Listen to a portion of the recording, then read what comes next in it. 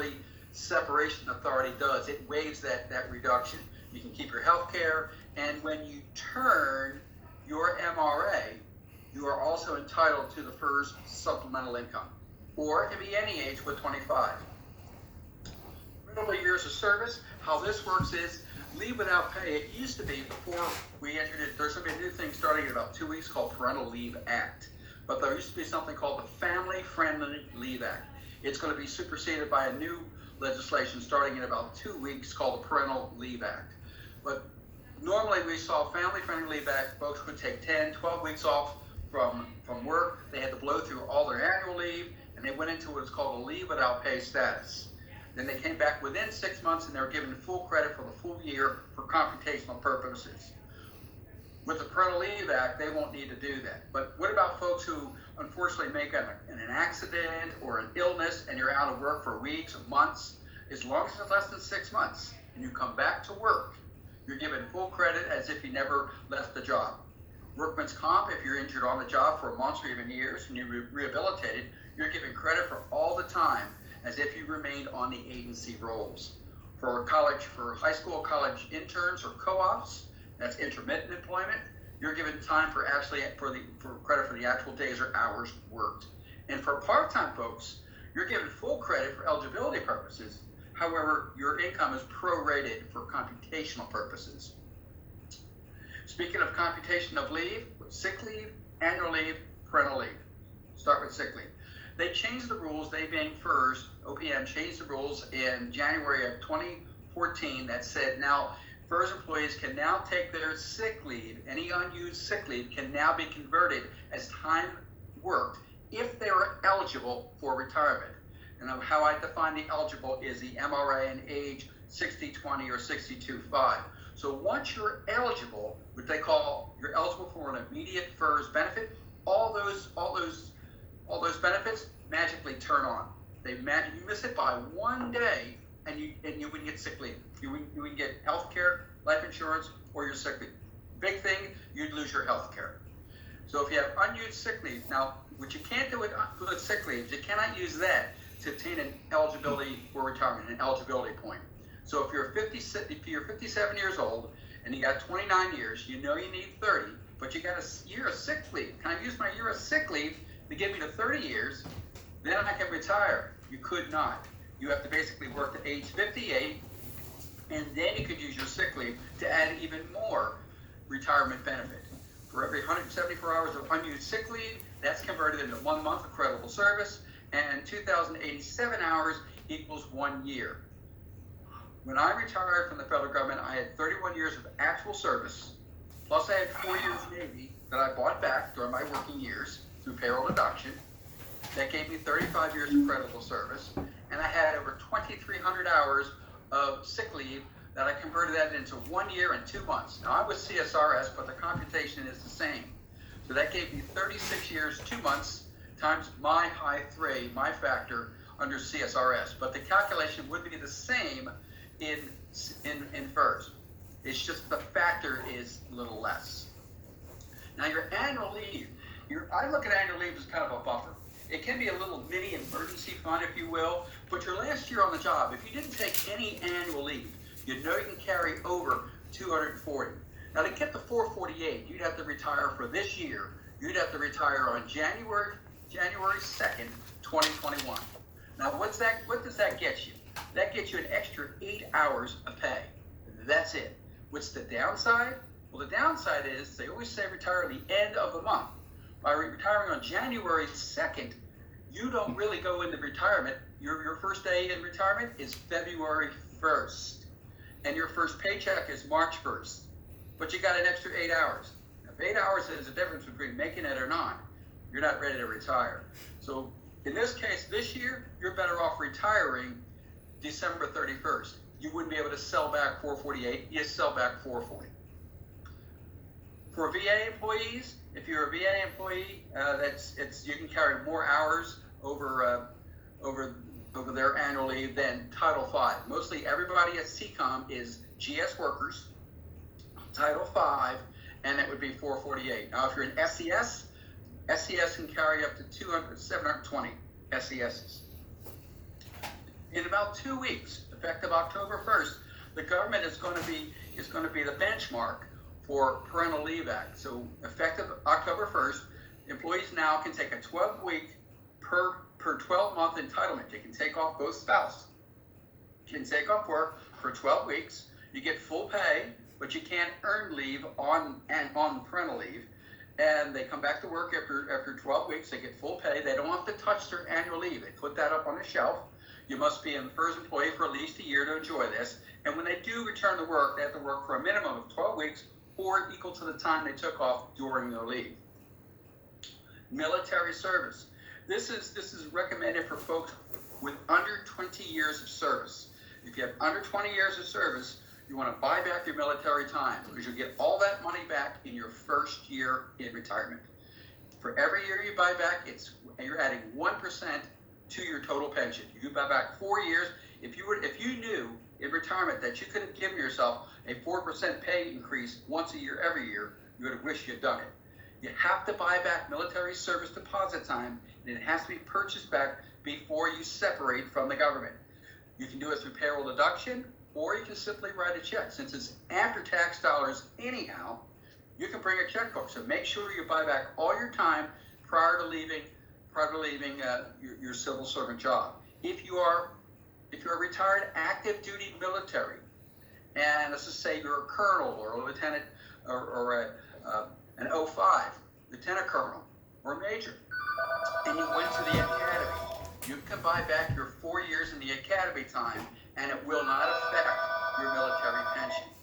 If you are a reservist, you can buy back all your military time because you're a reservist. Your reservist pay doesn't kick in until age 60. We're active duty, they took it right from the day they retired.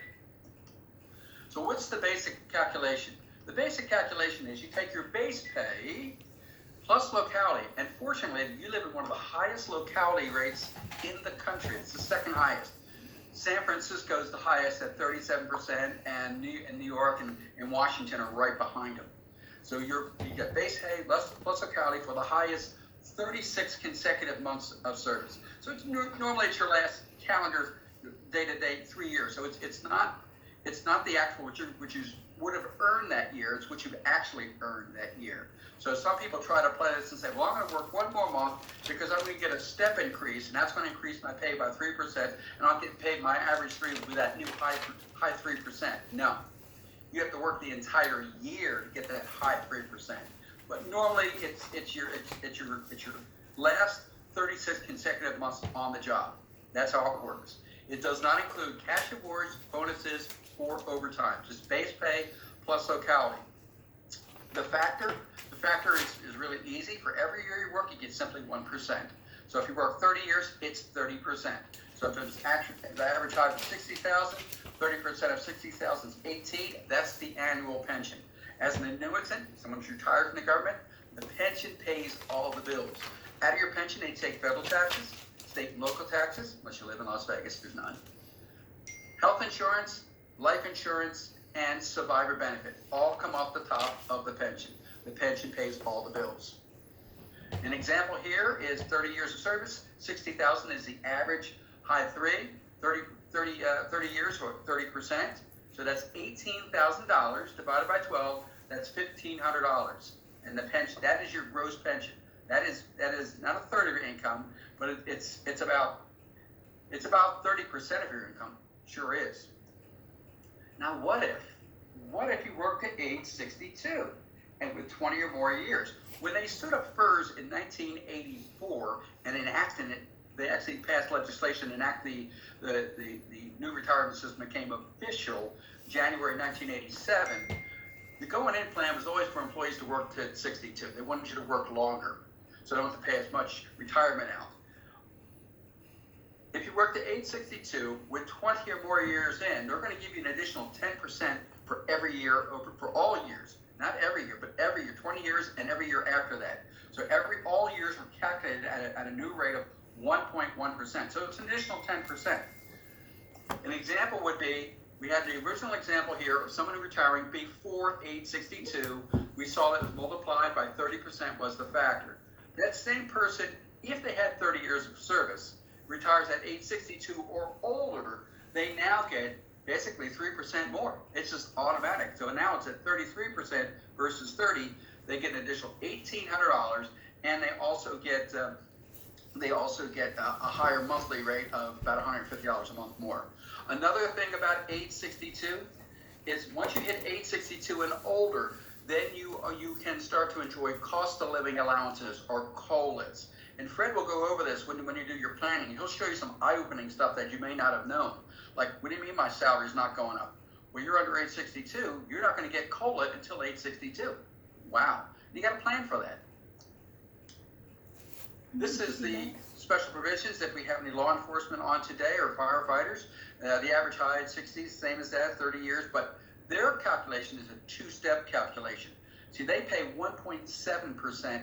That goes into their years of service, where it's only 1% for FERS for every year. Under 20, it's 1.7%, so they get a higher pension, but they pay 1.3 in, whereas standard FERS only pays 0.8. For every year over 20, though, it is simply calculated at 1%. So your first 20 is at 0.34. That is your 1.7 for each 20 years. So that's where they get 20,400. And then the 6,000 is simply 10% of 60,000. Add the two together for 60,000, and you get your 2,200. That's the gross calculation. Best days to retire. The best day to retire for FERS annuitants, FERS employees, this is true for law enforcement as well, is always, always, always the end of the month. And when should you turn your paperwork in? Because we're in the age of COVID, back that sucker up by 90 to 120 days. Why? To allow your agency enough time to process you out and make sure nothing falls through the crack. You have a look at your beneficiary forms, which we're going to show about. They will also provide you with a report, and that report is called a certified summary of federal service. Remember, to get all the benefits, you have to retire on what is called an immediate FERS benefit. That's HREs, to say you've met the criteria, age and service years together. So the certified summary of federal service will tell you whether you qualified or not. They have to tell you if you qualified. Now, this report shows the service computation date, or SCD-RET. That's the date, that service comp date, RET, is what OPM uses to compute whether or not you qualified for all the benefits. HR will also provide you with a retirement estimate, and they'll tell you this is what your estimate's going to be. Now, it probably won't be the exact dollar value. The only estimate that really counts is the one that OPM provides you. Fred could also provide you an estimate as well, and you could take both reports and make side-by-side comparisons for an informed decision. It may be off by plus or minus, $5 to $7, but it's not going to be wildly off for both reports. The OPM report is the one that matters. The big thing is that you've got a copy of certified summary of federal service that says you've met all the criteria to retire under what is called a FERS immediate benefit. And I spoke about the COLAs beginning in December after you turn 62, which are paid in January. And the best day to retire is always at the end of the month, because the very next day you're in retirement. That's why they call it immediate FERS benefit. You immediately go into retirement and you start accruing benefits in retirement. So if you retire December 31st, your first day of retirement is January 1st. That's the first day you join the Everyday Saturday Club. Your first paycheck is going to be February for the January retirement. Another consideration is your first 2 or 3 or 4 months in retirement, you're going to be what is called an interim status. That means your paperwork is being processed by OPM up in Boyers, Pennsylvania. They do it manually, and in this day and age, you cannot submit your paperwork online. Believe it or not, they don't have computers up in Pittsburgh. It's all done manually, so it's going to take a number of months to compute. In the meantime, in the interim, instead of getting $1,500, you're getting $750. Now, they'll make payments for your health care, they'll make payments for your life insurance so they don't lapse. And then in about 3 or 4 months, when they finally close your case, which is called final adjudication, you get reimbursed back all those months that you were shorted, get a nice check, and in the following month, you're steady Eddie at that point. That's why saving up your leave the last year of your job is important to give you a buffer going into retirement. Plus, that's the last big paycheck you're ever going to see from the government. Now, if you plan on retiring before age 62, they have this thing called FERS Retirement Supplement, and this retirement supplement is gap income. It's income over and above your pension. You get more money. So who wants money? Who wants free money? Everyone raises their hands. But it's free money with a catch. We'll talk about the catches in a moment. But they take your number of years of service, divided by 40 for 40 credits in Social Security, and then FERS contacts Social Security, and they say, what is your benefit at age 62 if you were to claim Social Security at age 62? They put that benefit in where the 1200 is. So whatever your benefit is, you plug that number in right there. You plug in your number of years right there. The 40 is a constant. So in this case here, you had 30 years of service divided by 40, that's 75%. 75% of 1200 is $900. That $900 is bundled right with your pension. There's no paperwork you got to fill out. You get it automatically. Now it does come with two major catches. Catch number one is Fred talked about this with Social Security and this earnings limitation of $18,240. For every dollar you earn over $18,240, you lose 50 cents benefit off this $900. So if you make $50, $60, $70,000 as a part-time or gig employment or a second career, you're going to offset this benefit and you lose it altogether. Also, the benefit stops, the party stops at age 62 for everybody. How will FERS know if you're making more than $18,240? You're going to have to self-report. They're going to send you a form every Christmas, just before the first of the new year. How much did you make last year? If it's less than $18,240, take no action. You don't have to do a thing. Keep the money. Merry Christmas. If you made more than $18,240, tell us how much you made, and we'll reduce next year's supplement accordingly. Easy peasy. For law enforcement, you guys kind of get a break. This is for air traffic controllers, firefighters, law enforcement. They're called special provision folks. They can start at age 50 or with 20 or more years, or any age with 25. And from this point until they reach their MRA, they can make $1 million, and they don't lose a dime of the supplement. That's just a benefit for special provision. Once they reach their MRA, then the same limitations apply to them as it did for us. In all cases, the party ends at age 62. So what we talked about here is special provision and FERS. These are the only categories right now that qualify for it. Yes, congressional can get it, but theirs doesn't start until they turn their MRA. Survivor benefits. Now we're going to start to get into your other benefits. This is your wealth preservation piece of the discussion today. You may want to take if you got to write this down. Write down FERS SF 3102, TSP3, FIGLI SF 2823, and then the unpaid compensation standard form 1152. Why is that important? Because you filled this paperwork out the first day on the job. Remember how chaotic that was? They gave you maybe an hour and a half intro. Here's your benefits. And it was very top level, very fast. They threw this paperwork at you. You're signing this, signing this, signing this. Now to get to work. Well, you might not have seen this paperwork in 25 years. By applying for, when you turn your paperwork in to retire, if you give your HR agency 60, 90 days, 120 is optimal right now because of COVID, then you'll see all this paperwork come across. So. Oh, this isn't live? Huh? Is this live? Yeah, but it still records it. My minimum retirement age is 56, so if I had been there 30 years, I could retire today. For me, it's got to be 60 and 20 to get full benefits. Okay. So, I saw that. or 62 with 5 years of I service. was gonna say, if you could make it to 62, I'll be done at the same time. Well, full benefits start at 50 with 20. Well, I'm already past Yeah. that. So full benefits I've got, or with any age with 25, which I'm 56, so I got it at 20. Yeah. This is what I've been worried about.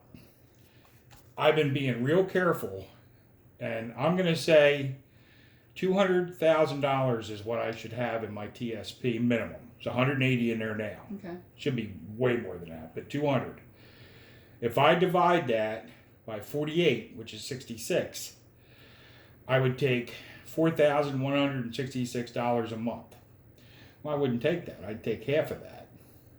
Or to get more money out of Social Security, I'd go 96 months, which is 8 years, right? Mm-hmm. You do 200 divided by 96 months is 2083.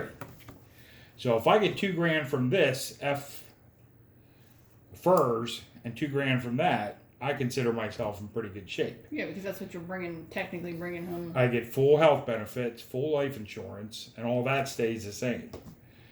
So if I get booted out of there, That's going to be the concern. What if they're telling you got to leave at 60? well, I can. It won't kill me. Hmm. The issue is not FERS, it's Social Security. Can I leave Social Security alone?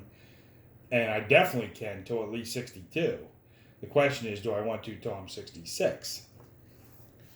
All this is taped, so. Your desk.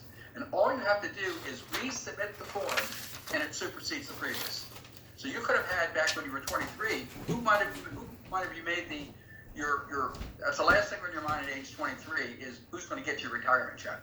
But you might have made your mom and dad and put their name on that form. And then, in the years past, you got married, have a family, and you never went back. This form was out of you forgot about it. So by resubmitting this form, you basically supersede, you overwrite the previous one. All these forms, anything with a standard form, SF on it, is in your OPM folder. Anything with a TSP on it is not in your folder. It's held in Birmingham, Alabama. So those are your beneficiary forms. I'm going to talk about your unpaid compensation. Now, your first... I already told him 62. I told Mike Dean, I told Kyle, and I told Mike Berry. And I told them, I said, that doesn't mean I'm retiring at 62. That means I'm leaving here at 62. I'll have enough, unless I get fucked up again, I'll have enough vacation and sick time to take almost a year. Yeah. I So, thought did you talk about that?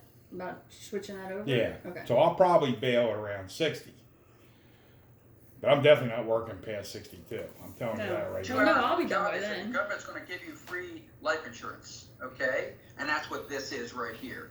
And you thought at the time, it doesn't sound like a good day for me because I get hit by the Yingling truck. But if you have less than 10 years of service while employed, this is life insurance over and above what you pay for in Figley. This is over and above that. It's lump sum of $34,450. Lump sum of 50% your final salary or high three, whichever is greater. Your final paycheck would be paid out. Any unused annual leave would be paid out. TSP migrates over to the spouse. No tax consequences. Your Figley would pay out, and your family would lose health care on the spot. That's it. But if you have 10 years or more, you're a career inmate or a career employee.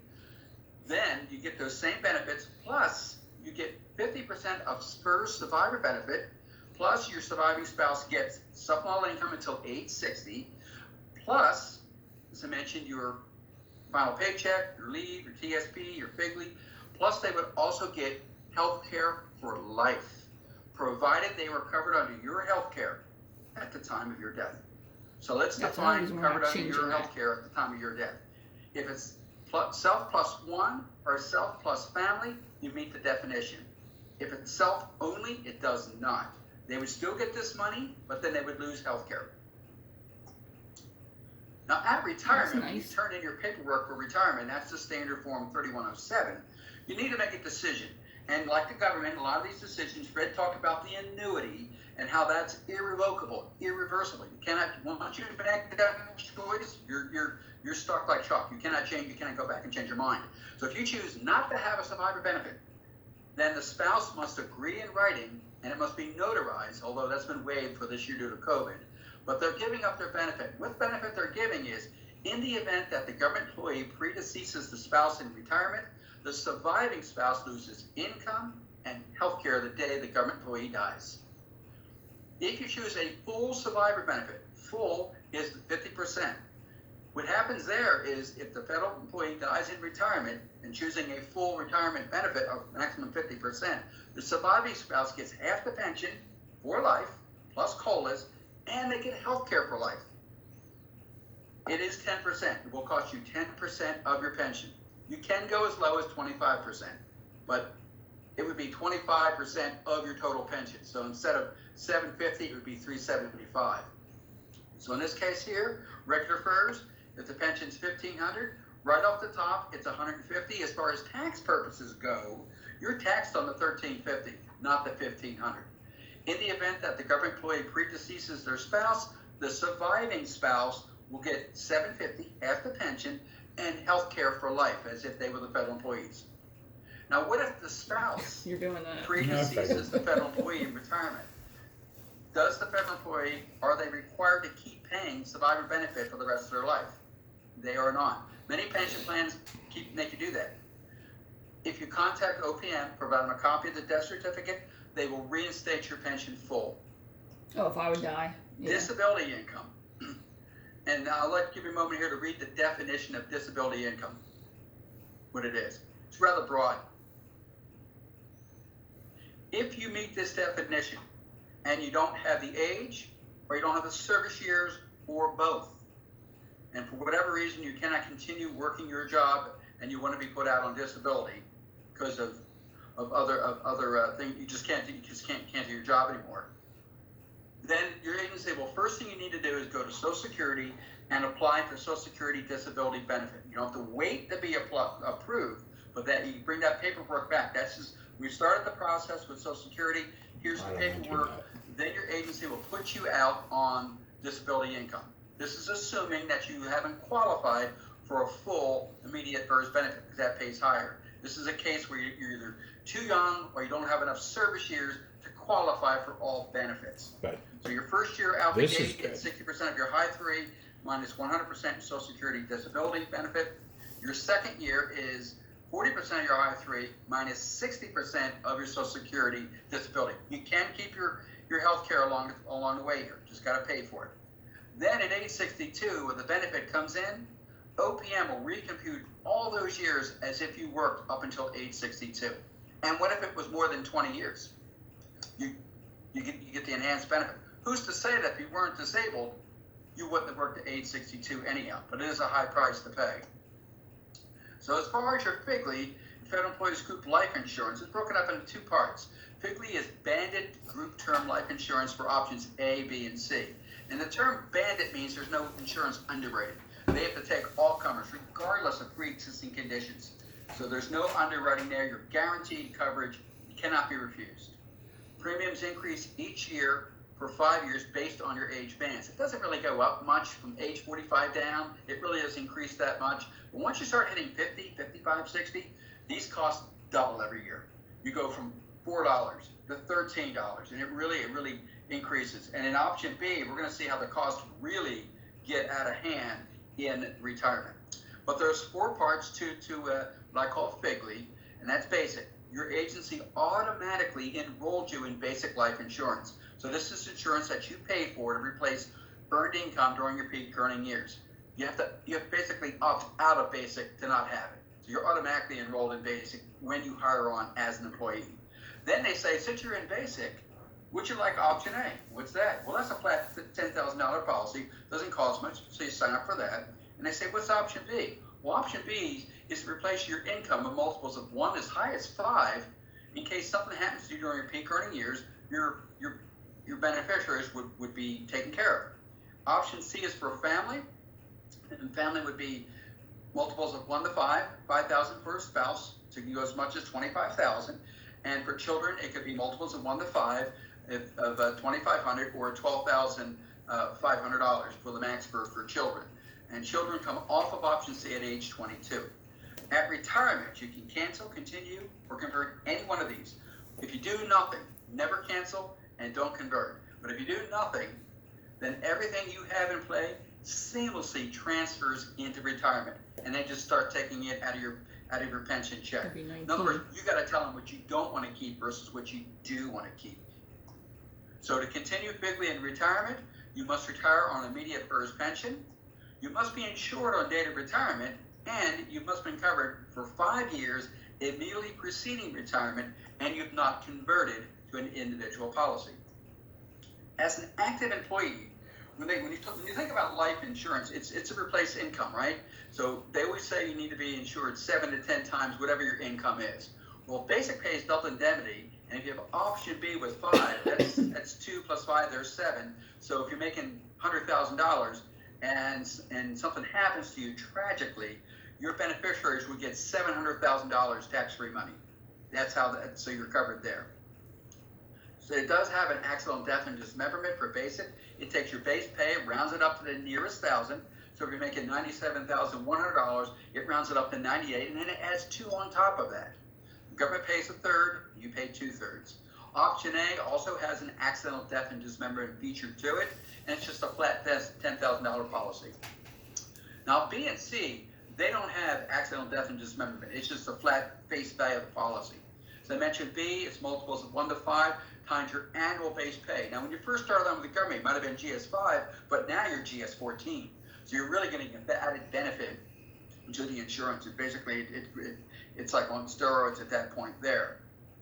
Option C, multiples of 1 to 5, and then spouse and child I talked about there. Now, if you make no elections, in other words, an election is a choice. You've made no choices, then all multiples continue in the retirement. Option A is one you may want to consider keeping. Here's why. Can you afford free at age 65? I think free is affordable at age 65. Yeah, but what's the cost, Walt? Well, yes, you got to pay for it until age 65. So if you retire at 57, you got to suck it up and you got to pay for it for 8 years. All right. But then at age 65, that money goes back in your pocket and you keep option A. You keep that $10,000.